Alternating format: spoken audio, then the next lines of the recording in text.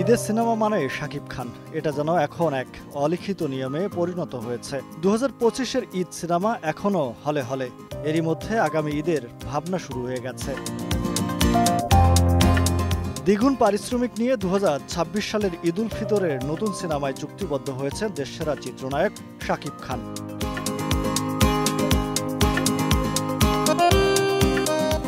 আনুষ্ঠানিক ঘোষণার পর থেকে সামাজিক যোগাযোগ মাধ্যমে ভেসে বেড়াচ্ছে এক চাঞ্চল্যকর গুঞ্জন।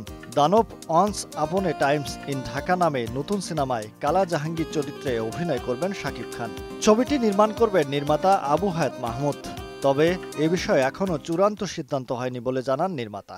আগামী কিছুদিনের মধ্যে আমরা আমাদের টোটাল টিম নিয়ে বসবো এবং আমরা এটা অ্যানালাইজ করে আমরা আসলে ক্যারেক্টারগুলো ধরে কে হতে পারে, নানা ধরনের অ্যানালাইসিস আছে। কিন্তু আমি একজনকে ভাল লাগে আমি নিয়ে নিলে হবে না, আমার দর্শক কাকে নেবে, আমার এই চরিত্রের সাথে কাকে যাবে, সেইগুলো করে আমরা হয়তো খুব শীঘ্রই, হয়তো 1 সপ্তাহ বা 1.5 সপ্তাহের মধ্যে আমরা এই ফাইনালাইজেশনগুলো করবো। এদিকে শাকিব খানকে নিয়ে প্রথমবারের মতো প্রযোজনায় শিরিন সুলতানা চলচ্চিত্রের বর্তমান প্রেক্ষাপটের উন্নয়নে হাল ধরতে চান তিনি। ছবিটা তো স্ট্যান্ডার্ড মেনটেন করেই করব আমরা, এবং এই সমস্ত কোয়ালিটি বলেন, গল্পের প্রত্যেকটা জায়গা বলেন, সমস্ত এগুলোতে আমরা কোনো ছাড় দিব না।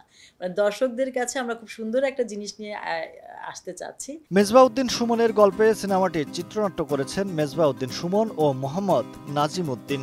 আগামী সেপ্টেম্বর থেকে সিনেমাটির নির্মাণ কাজ শুরু হবে। তবে কে হবেন নায়িকা, কারা থাকবেন তা খুব দ্রুতই জানাবে সিনেমাটির লগ্নিকারক প্রতিষ্ঠান ক্রিয়েটিভ ল্যান্ড। মহিব আল হাসান, সময় সংবাদ, ঢাকা।